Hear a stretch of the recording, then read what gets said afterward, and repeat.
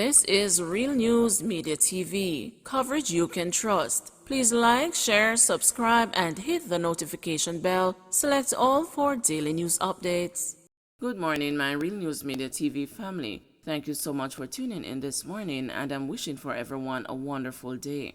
And in the news this morning for January 30, 2023, local government elections unlikely, says Chang. General Secretary of the Jamaica Labour Party, Dr. Harris Chang, says that the local government elections, constitutionally due by the end of next month, are unlikely to be held. Director of Elections, Glasspool Brown, told the news that the government has not approved the budgetary allocation needed to execute the election. Mr. Brown observed that even if the budget is approved, based on the tight window, it is unlikely that the electoral office will have sufficient time to train workers and to put in place measures to oversee the elections by the February 27 deadline. In an interview with the news Sunday afternoon, Dr. Chang acknowledged that the local government elections will not be held next month based on the challenges facing the economy. He noted that resources are being focused on restoring the strength of various institutions to pre-pandemic levels. Dr. Chang declined to state whether elections will be held later this year. He said the call rests with Prime Minister Andrew Holness. Well, the party is prepared, but as I said, there's a number of gaps in the system.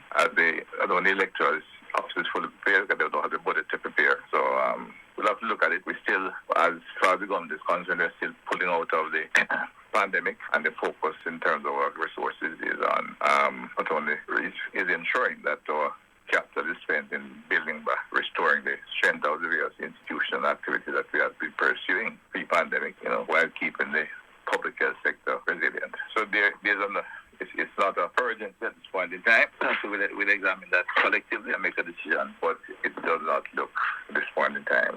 It would unlikely.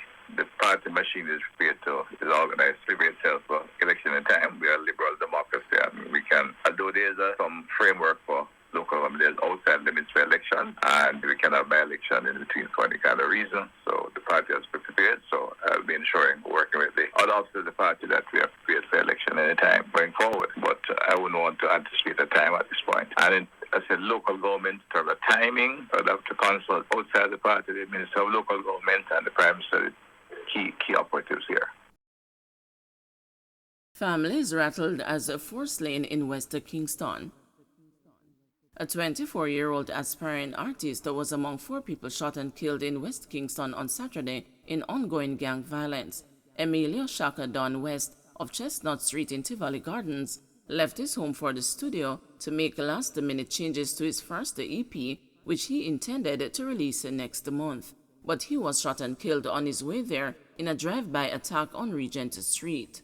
Describing West as quiet and kind, his family theorizes that he was an unwitting victim and just happened to be in the wrong place at the wrong time. The shooting occurred at approximately 9 p.m. Him come to fix some things, but him get caught up in a conversation. So when me ready to go home now, him say him a reason, so me leave him. His friend and the producer Nicholas Mention Records Brown told the news on Sunday. His mother, Sharon Lewis, is still grappling with the shock death of her first child and only son. Him walk with him earphone in him ears. Him say him no want nobody talk to him. Lewis said of West, who was always a graphic designer, who spent much of his time in his room making party flyers. Another man, a 37-year-old Anthony Davis, also of Chestnut Street, was killed in the gun attack. 4 other persons were injured. Police reports are that West and Davis were standing on the roadway when a motor vehicle drove up and the occupants opened fire at the group. All 6 were transported to hospital, where West and Davis were confirmed dead. The shooting death 2 Sundays ago of another Tivoli resident, Nico Frasman Francis, had sparked heightened concerns of an escalation of gang tensions. It is unclear whether that incident might have triggered the wave of violence. Calls to Senior Superintendent Michael Phipps, who heads the Kingston Western Police Division, went unanswered Sunday. Earlier on Saturday, Randy Robinson and the 31-year-old driver Terrence Stammer Forsyth were killed by unknown assailants at approximately 5 p.m. on Beeston Street. According to the police, Robinson, Forsyth, and the 2 other men were at a shop at Bison Street when they were attacked by gunmen. Robinson and Forsyth were pronounced dead at hospital, while the other 2 men were admitted. Relatives of Robinson say he lived in Vineyard Town, but was visiting Luke Lane to collect money from a friend when he was slain. His common-law wife, Marcia Myers, said the gang war in the area has left her distressed. She is contemplating moving. "Me nah go cope. Me can't stay around here so inna it again. Me nah stay. Enough of my family me lose round here so same way by gunshot. My brother, my nephew, but me still have to just have faith," she said. Myers said her partner, who she described as jovial, had 6 children. His youngest is a 3-month-old daughter. On neighboring West Street, Ricardo Forsyth's voice broke as he spoke about his youngest son. "He was a very nice person. Anybody can tell you. Through him stammer, them make fun of him them way there. So him not too talk," the distraught dad said. The elder Forsyth insists that his son was not involved in gang violence. Rather, he was said to be preparing for the birth of his first child. Terence Forsyth reportedly moved from St. Mary years ago and made West Street his home, his 67-year-old dad told the news. "It never used to stay so back then. Violence used to go on, but I never saw," the father said of the West Street scourge. "No other people from other place never used to come and cause no violence. Now a different system.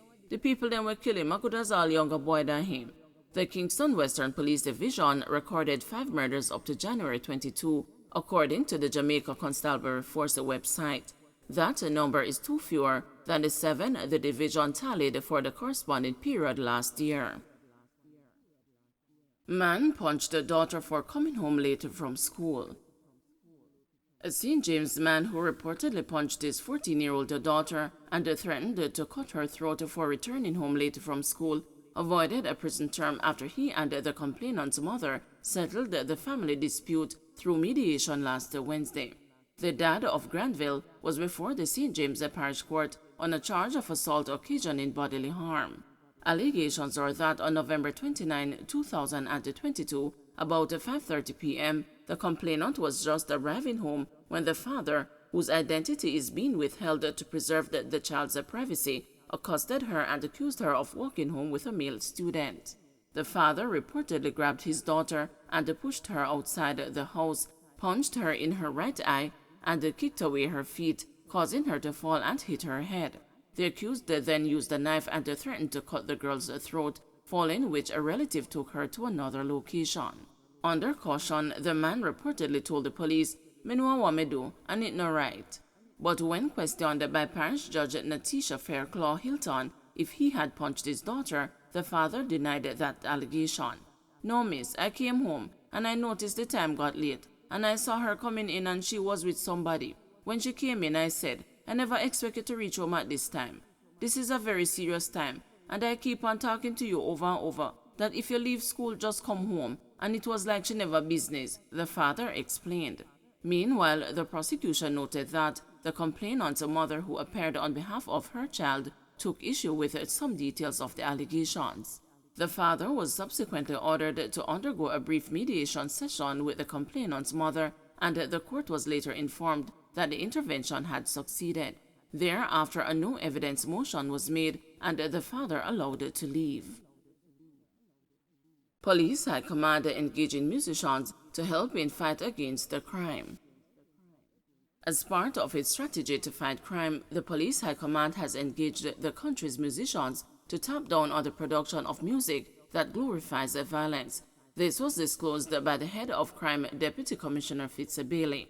Speaking on the program JCF Now, DCP Bailey said there is concern among law enforcement agencies that individuals engaged in crime and violence are being easily influenced by music being fed to them on the airwaves. He said, "We believe that our musicians can contribute significantly to the reduction of crime. The message that we send is very important." So, I don't know if you ever traveled on a bus, you're driving around and you just overheard the music, and for the entire day that continues to resonate in your mind. So, music in fact impacts on individuals and the way you do things. I know of a fact that the High Command and the Commissioner have engaged a lot of musicians. The Ministry of National Security have also engaged musicians, and we believe that our musicians can contribute significantly to the reduction of crime. The message that we send is very important. Don't forget to like, share, subscribe, and hit the notification bell. Select all for daily news updates.